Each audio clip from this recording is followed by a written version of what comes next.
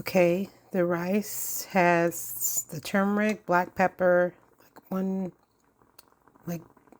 tablespoon of butter, and like the poultry broth created almost 2 cups of water to the 2 cups of rice. Here is a third cup. I added water to the poultry broth jar to shake it up and get some more.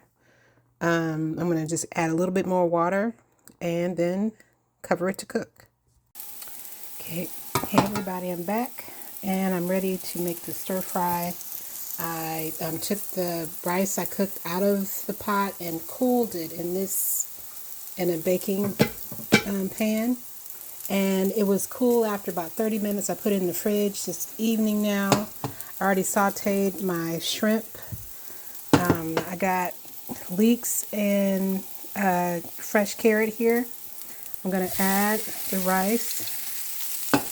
I'm doing all this with one hand, and this is a soy-free recipe, y'all. So I'm going to add some seasoning here, some ginger, and like this soy-free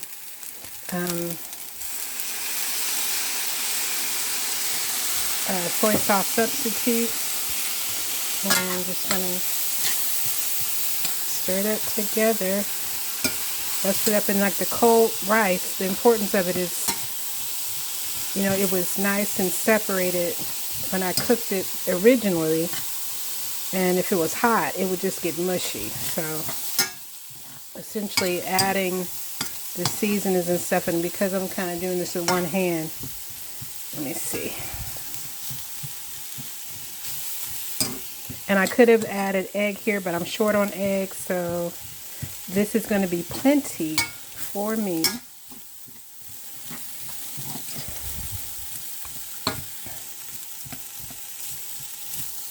And it's like leeks, because I didn't have, I thought I had an onion, but it wasn't fresh, so that. The shrimp with the sauce in there that's also already cooked.